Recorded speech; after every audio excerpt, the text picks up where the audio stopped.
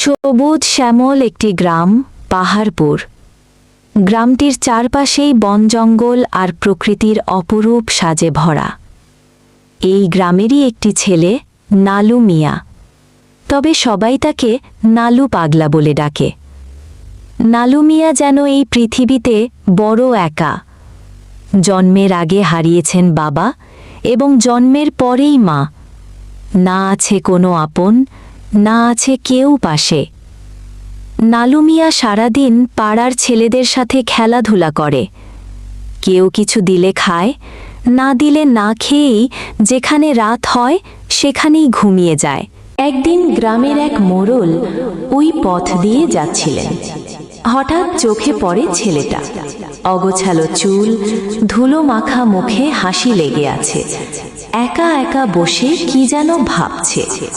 মোড়লের মনে হঠাৎ দয়া জাগে। তিনি কাছে গিয়ে বলেন, কে তুমি বাবা? এই বেলায় এভাবে একা একা বসে আছো? তোমার বাবার নাম কি? চাচা, আমার নাম নাল মিয়া।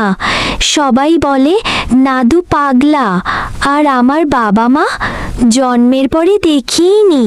ও আচ্ছা, বুঝতে পারছি। তুমি কি আমার বাড়িতে যাবে? না গো, তোমরা সবাই আমাক মারবে। না না, আমি যাবো না। না না, মারবো না। তুমি আমার বাড়িতে থাকবা, খাবা, আর আমার দুটো গাভী আছে, সেগুলো দেখাশোনা করবা। কি পারবা না? পারমু, তাহলে যাই, চলেন। এরপর ছেলেটি মোড়লের সাথে তার বাড়িতে যান এবং ছেলেটিকে বলেন, এই গরুগুলোই তুমি লালন পালন করবা।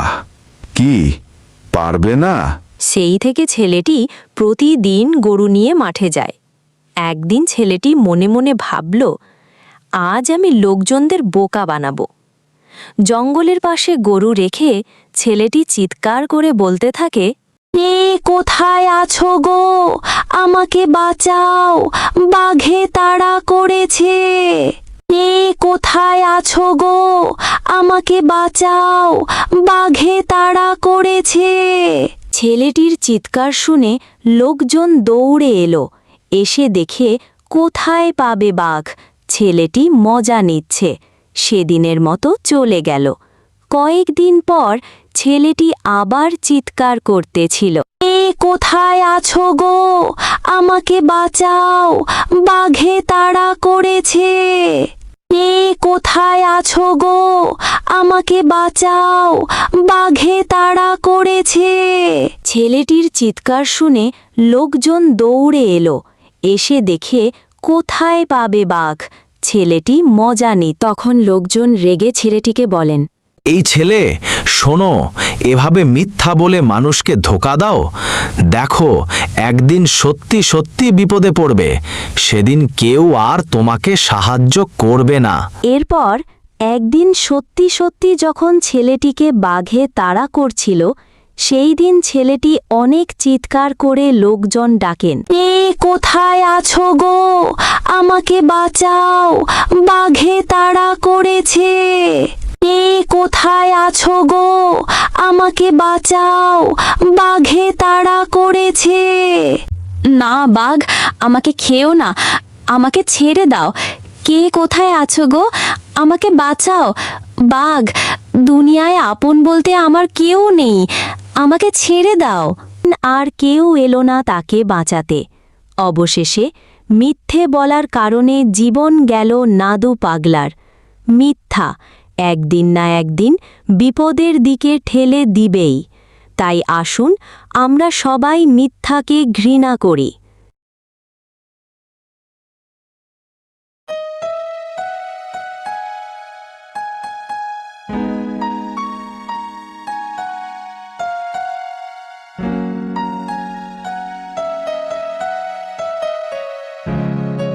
কি ভাগ মামা, তুমি এখানে গাছের নিচে বসে আছো আর আমি সারা জঙ্গল খুঁজতেছি তোমাকে।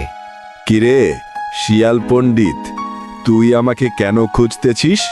তোর মতলবটা কি? আরে মামা, কোনো মতলব না, তোমার জন্য একটা শিকার দেখে আসলাম। বলিস কি ভাগিনে শেল? দেখলাম তুমি অনেকদিন পায়ের ব্যথার কারণে শিকার ধরতে পারো না। তাই ভাবলাম তোমাকে একটা শিকার খুঁজে দেই। চল যাই তাহলে ভাগনা শিয়াল।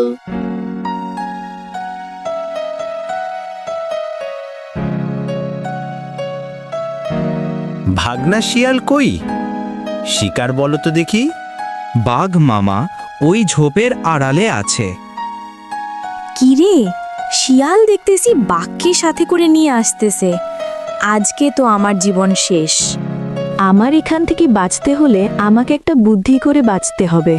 কে রে আমার জঙ্গলে?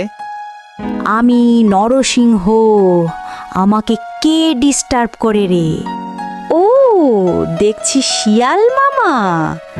শিয়াল মামা, আমি তোমাকে বলছি না আমাকে সকালে 2টা ভাগ আর রাতে 2টা করে ভাগ লাগবে, আর তুমি একটা ধরে নিয়ে আসছো। আমার তো নাস্তাই হবে না। আরে শিয়াল ভাগনা, তোর মনে এই ছিল? এবার করার মতো বেঁচে ফিরি, তোকে আমি দেখে ছাড়বো।